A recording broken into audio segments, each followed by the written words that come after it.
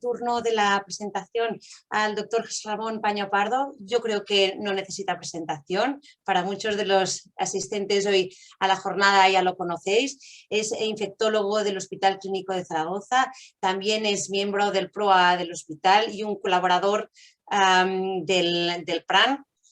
Él nos va a revisar un poco o a poner sobre la mesa pues cuál ha sido el efecto de la pandemia sobre las actividades y los recursos de los PROA, ¿no? Es verdad que íbamos con una tendencia de unos años de instaurar, de fortalecer, de madurar estos programas, ¿no? Que poco a poco todos los hospitales pues estábamos haciendo, poniendo recursos y esfuerzos y estructura para poderlos, pues para estos programas de calidad asistencial, pues realmente que fueran más que una carta de intenciones, sino que fuera un programa real.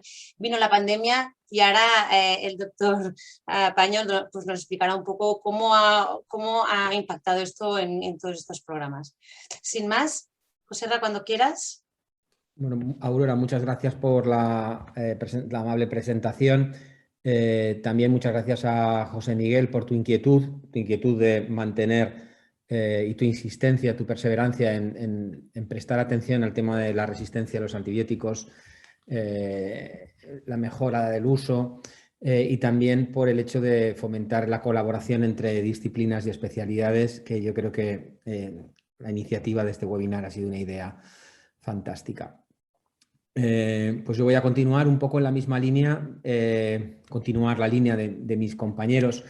Y bueno, yo he estructurado mi charla en dos partes, una más corta, que es la primera, en la que trato de plantear, analizar cuál era la situación basal PROA previa a la pandemia, porque es necesario conocerla si queremos analizar cuál ha sido el impacto de la propia pandemia, ¿no?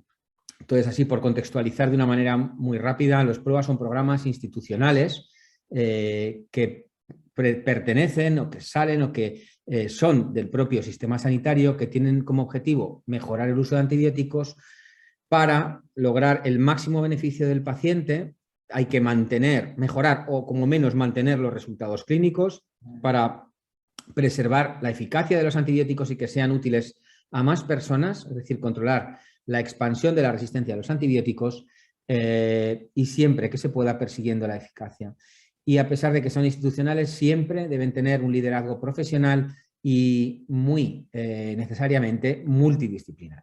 De una manera gráfica, si queremos representar un programa PROA, lo que queremos conseguir es que los pacientes que tienen infecciones reciban el mejor tratamiento antibiótico posible, aquel que contribuya a lograr el mejor resultado clínico, con los menores efectos adversos posibles, tanto directos de los fármacos como relacionados con la asistencia antimicrobiana y, como he dicho, si es posible, de una manera eficiente. La forma que tenemos de hacer esto es logrando que en el centro, en el área donde actúe un programa PROA, si este es comunitario, que la calidad del uso de antibiótico en las situaciones clínicas en las que los facultativos se plantean la necesidad o no necesidad de utilizarlo mejore. Y las herramientas que tienen estos programas es la organización o la planificación de actividades que pueden ir destinadas o bien al prescriptor o bien al sistema y cuyo objetivo es tratar de hacer que lo correcto sea más sencillo. En cuanto a las actividades a plantear, pueden ser de muy distintos tipos. Tradicionalmente han sido fundamentalmente educativas y de entrenamiento, pero hay actividades persuasivas, se puede incentivar, se puede motivar, se puede restringir, se pueden hacer cambios en el entorno cuando el entorno dificulta el uso de antibióticos, se pueden buscar figuras que sirvan de modelo. Hay múltiples actividades, todas estas planteadas desde la perspectiva del cambio del comportamiento que un programa PROA puede implementar y que siempre tiene que intentar dirigirlas a neutralizar aquellos factores que en el entorno del hospital o en el entorno del área del hospital en el que se produce ese uso mejorable son las que están alimentando ese uso mejorable. La filosofía PROA, o el término PROA incluso, se acuñó en un documento de consenso también de tres sociedades científicas, las tres que estamos presentes hoy en el año 2012 y marcó un cambio, ¿no? La marca PROA, por decirlo de alguna manera. Antes de este momento, todas las actividades de optimización del uso de antibiótico eran iniciativas fundamentalmente personales o locales, con diferentes grados de éxito muy aleatorios, muy persona dependiente. A partir del año 2012 se reconocieron los equipos y la actividad de optimización del uso de antibióticos. Yo creo que ha habido un cambio cultural importante en el país, ya no hace falta explicar mucho lo que es un PROA. Es verdad que no hemos logrado que estos programas tengan una dotación de recursos humanos específicos suficiente. Hemos avanzado mucho más en el reconocimiento de la actividad que en la dotación de los recursos necesarios, y el grado de implementación en el país ha sido muy variable. Yo creo que hay que estar satisfechos de que el número de hospitales que realizan actividades PROA, pero probablemente el grado de implementación de esas actividades PROA es demasiado variable. Y sobre este contexto llegó la pandemia, que ha influido en los programas PROA desde varias perspectivas.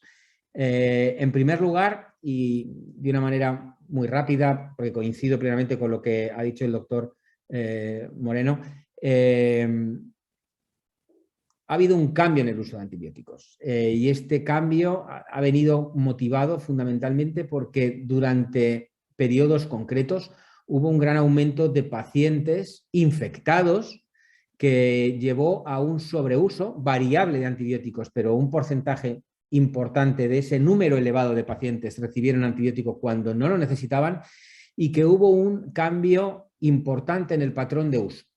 Y yo creo que sí, se puede decir que las cefalosporinas de tercera generación se convirtieron o subieron mucho en el uso en cuanto al share o en cuanto al mix de antibióticos que utilizamos en los hospitales. Las cefalosporinas de tercera generación llegaron de una manera abrupta, probablemente por su comodidad, una única administración diaria cuando teníamos problemas de EPI, problemas de personal, y bueno, ha supuesto un cambio en el patrón de tratamiento de muchas infecciones comunitarias importantes. Como ha dicho la doctora La Rosa, la pandemia ha tenido un impacto sobre la resistencia, es un impacto difícil de medir, difícil de cuantificar, coincido con ella, pero hemos tenido un grupo de pacientes muy importante que han sido parte de una tormenta perfecta. Eran pacientes muy vulnerables, me refiero fundamentalmente a los pacientes ingresados en UCI,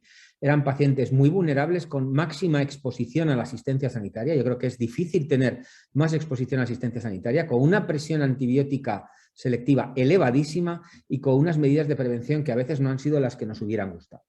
Entonces, esto probablemente, junto con los componentes ambientales que ella ha mencionado, ha podido contribuir a la expansión de diferentes microorganismos muy multiresistentes o no tan multiresistentes. Por ejemplo, nosotros en nuestro centro hemos notado, también iba por oleadas, aumento significativo de enterococo, tanto fecalis como faecium, aumento de pseudomonas y quizá multiresistentes, y también, pero de una manera menos marcada, de algunos tipos de enterobacterias. Y este segundo tipo, volviendo otra vez al uso de antibióticos, he dicho que había habido un cambio en el patrón de uso con un gran aumento de las cefalosporinas de tercera generación de inicio en pacientes que ingresaban y que probablemente no lo necesitaban, y ese uso de cefalosporinas de tercera generación ha condicionado que en ese subgrupo de pacientes más vulnerables, estos que he mencionado o que he llamado como la tormenta perfecta, pues requirieran uso de antibióticos de muy amplio espectro cuando se producían complicaciones infecciosas intrahospitalarias. De tal manera que esta pandemia ha tenido un impacto en la calidad de uso de antibióticos. Y si la calidad de uso de antibióticos es la medida de dónde estamos y a dónde queremos ir, nos hemos encontrado que los equipos PROA remaban en una dirección antes de la pandemia, y la pandemia ha modificado el patrón de uso, la calidad de uso de antibióticos, el volumen de uso de antibióticos, lo ha llevado en una dirección contraria, o por lo menos durante algún periodos variables de esta pandemia. De tal manera que si la misión de PROA es lograr el uso óptimo de antibióticos, es lograr el touchdown, o como se le quiera llamar en un partido de rugby o de fútbol, americano, y del 2012 al 2020 avanzamos una determinada cantidad, durante estos 2 años, desde mi punto de vista, hemos sufrido un retroceso. No todo han sido retrocesos, pero hemos retrocedido posiciones y debemos ser conscientes porque esto impacta en Proa, porque parte del camino que habíamos recorrido lo hemos dado marcha atrás. Y finalmente, el volumen de uso de antibióticos, el patrón de uso de antibióticos, la existencia de un núcleo importante de pacientes que ha podido contribuir a la expansión de determinados patógenos multiresistentes. Este cambio en la calidad, en el volumen y calidad de uso de antibióticos ha impactado en el equipo Proa. Pero aparte de ello, que era a lo que nos dedicábamos y a lo que nos gusta dedicarnos, es decir, trabajar para mejorar el uso de antibióticos, el problema que ha habido, uno de los problemas fundamentales que ha habido, es que la pandemia ha influido sobre las actividades Proa, específicamente Proa, durante mucho tiempo, porque teníamos una ola, nos dedicábamos todos a COVID o de una manera muy importante a COVID, planteábamos volver a empezar otra vez a hacer Proa, de nuevo otra ola, o sea, ha sido numerosas ocasiones. De manera que podemos distinguir actividades Proa internas, que son las que hacen cohesión del equipo, las que nos ayudan internamente entre nosotros, y actividades externas hacia los prescriptores o hacia el sistema, y podemos decir que de manera repetida, variable, fueron abducidas.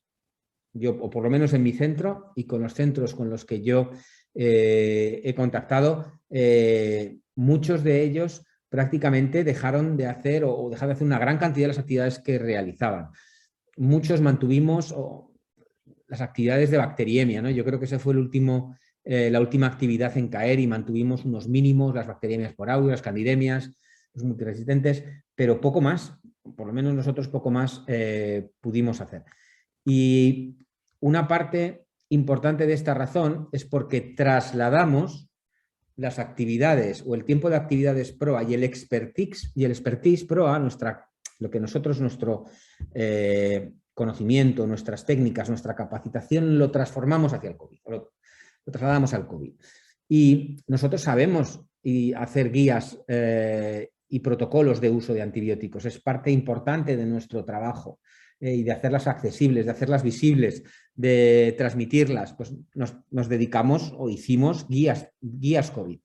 Esta es, por ejemplo, la guía de mi hospital, es la 9ª versión, el 9.0, pero hemos tenido muchos .1, .2 y .3 de por medio, que nos ha llevado mucho trabajo mantenernos actualizados, que nos ha llevado tiempo el modificar, formatear, difundir, atender sensibilidades, pero que ha sido un trabajo muy necesario, porque hubo momentos muy duros durante la incertidumbre inicial en el que había escasez de fármacos, había escasez de información y había mucho impulso por hacer cosas que no sabíamos si iban a funcionar o incluso si podían ser perjudiciales, y yo creo que aquí aportamos un valor importante y nos consumió una parte importante de tiempo. Transformamos nuestras actividades de consultoría Proa, una parte importante de ellas a consultoría COVID-19. Cualquier duda COVID-19, yo creo que una parte importante de los equipos Proa la centralizaron. Cuando los compañeros tenían dudas sobre qué hacer, si poner Remdesivir, si no poner, alguno de los inmunomoduladores. Hemos tenido que participar en la gestión individualizada de fármacos COVID-19.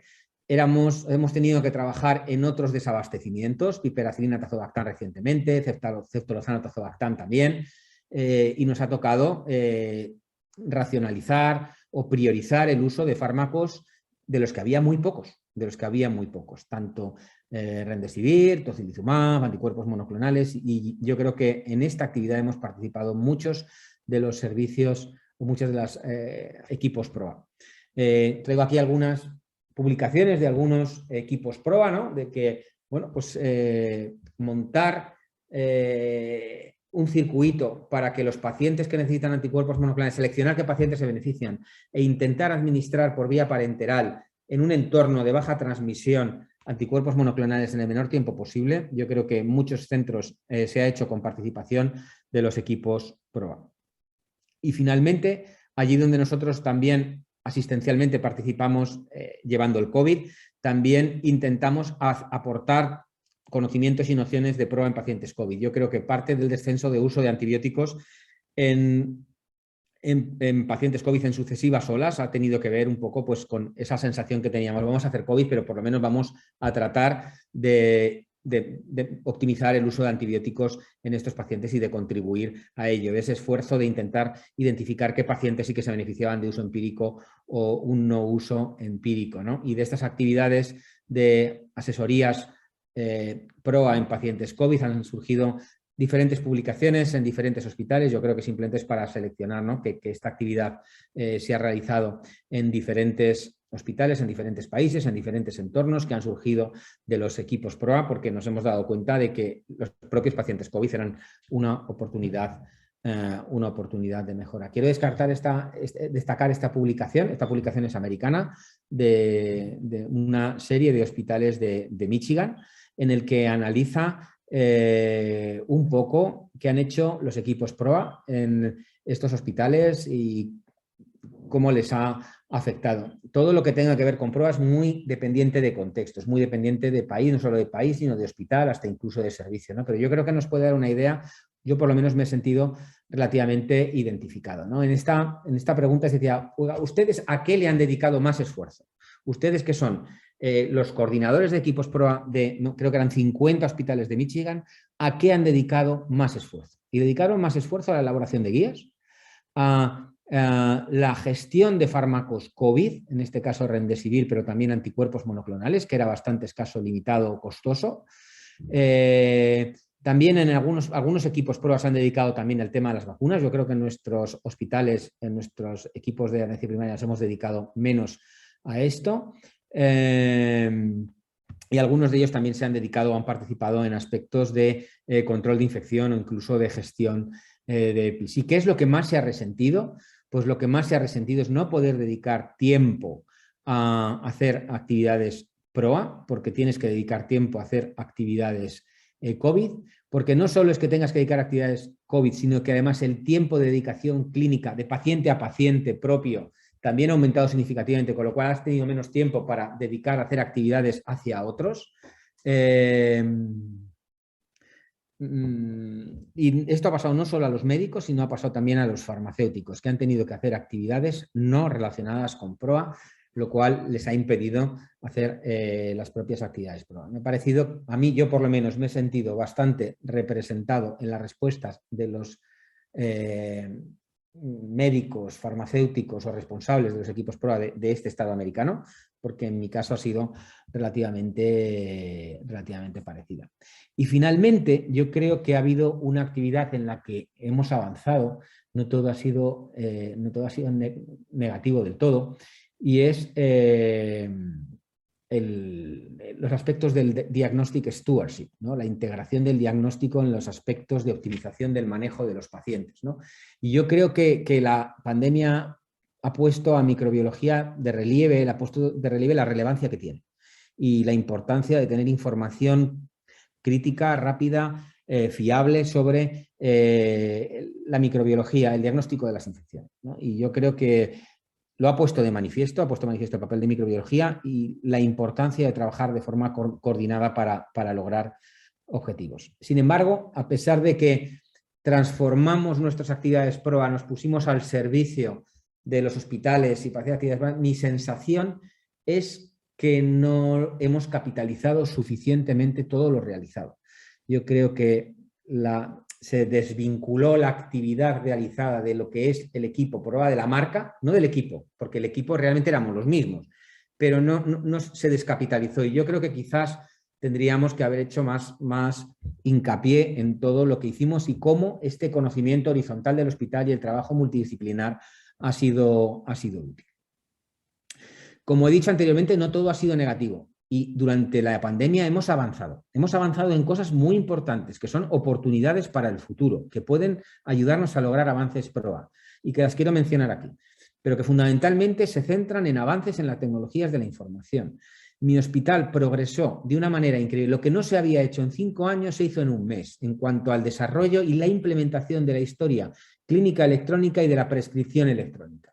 estábamos atascados, había que ir servicio a servicio, fue visto y no visto. Todo el mundo adoptó la historia clínica electrónica, todo el mundo adoptó la prescripción electrónica y eso ha llegado para quedarse y va a facilitar, va a mejorar el sistema de vigilancia, va a mejorar el sistema de interacción con los clínicos.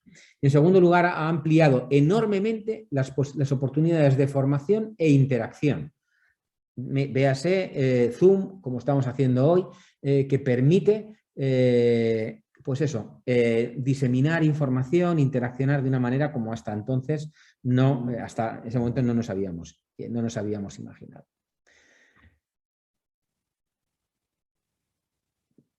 Y quiero dejar ahora para el final un aspecto que considero muy importante y es cómo ha afectado la pandemia al propio equipo PROA. Y utilizo un poco los datos de este estudio de Michigan, ¿no? Que dice que el 71% de los encuestados manifestaban signos de burnout. Y yo creo que el concepto de burnout es un poco distinto del que no es la persona quemada que se le ha ido la cabeza y que no, es la persona quemada de agotada, es agotamiento extremo, agotamiento prácticamente irrecuperable, ¿no? Entonces, que el 71% de los encuestados manifestaran signos relevantes de burnout es muy importante y que solo en el 4% de los encuestados se manifestara que su nivel de agotamiento, pero agotamiento no solo de cansancio físico, es de vaciamiento. Es un concepto que yo creo que no traducimos bien, es vaciamiento, no había cambiado respecto a la pandemia. Es decir, en la mayoría de ellos había habido un deterioro. Esto para mí es muy importante porque la mayor amenaza de la pandemia para los programas PROA es el sentimiento de agotamiento, consunción o amortización de las personas que integran los equipos. Porque realmente, por muy institucional que sea esto, si no hay liderazgo profesional, y el liderazgo hay que hacerlo con ganas, esto no avanza. Entonces yo creo que esto es lo más problemático de todo. Afortunadamente creo que el nivel ha bajado significativamente y que muchos tenemos ganas de volver a hacer lo que hacíamos antes y de, ya nos contará José, qué es lo que podemos empezar a hacer ahora para aprovechar todas estas oportunidades. Eso es bueno, pero yo creo que esto, y en determinados centros, ha podido descapitalizar los equipos PROA de una manera importante. Me preocupa sobre todo por los hospitales pequeños, los hospitales comarcales, los hospitales de las zonas rurales. Y otra amenaza que yo creo que puede haber ahora es que se priorice a partir de ahora los recursos para acortar la lista de espera quirúrgica, ¿no? Y que se olviden de nosotros de nuevo, ¿no? Yo creo que esa es una amenaza que hay que tener en cuenta y que, bueno, estamos recomponiendo el sistema de sus pedacitos. Desde mi punto de vista, la pandemia ha modificado el uso de antibióticos y quizá la epidemiología de la resistencia. Ha habido un reseteo. Ese reseteo, como he dicho, ha sido probablemente un retroceso porque ha introducido hábitos de prescripción muy fáciles de introducir y muy difíciles de cambiar, que parte de este efecto ha sido derivado por la pérdida de tiempo PROA por parte de los miembros de los equipos que han tenido que dedicarse a actividades COVID-19, que han aportado un valor muy importante desde mi punto de vista, que no lo hemos sido capaces de capitalizar, que para mí la principal amenaza en este momento ha sido el agotamiento de los equipos y de las personas que los integran, pero que también hay algunos aspectos positivos como la llegada, espero que para quedarse, del Diagnostic Stewardship y de la Micro 24/7, como sea, hay que lograr lo más parecido a eso, y de las tecnologías de la información. Que mirando hacia atrás, probablemente, yo creo que como mecanismo de defensa, nos hemos olvidado afortunadamente de algunas de las cosas que nos ha tocado ver o vivir, que han sido extremas. Mirando hacia atrás este tipo de fotografías, ¿a quién se le ocurre tomar un café o cenar en Nueva York de esta manera, ¿no? Hemos tenido que hacer cosas que pensábamos que no íbamos a tener que hacer. Esta es una anécdota, ¿no? Muchas más importantes, pero que yo creo que las vamos olvidando y que tenemos por delante un camino muy importante, que sabemos que nuestro trabajo, nuestra misión es relevante, que tiene sentido y que tenemos que ir para adelante. Y básicamente esto era lo que os quería contar y muchas gracias por escuchar.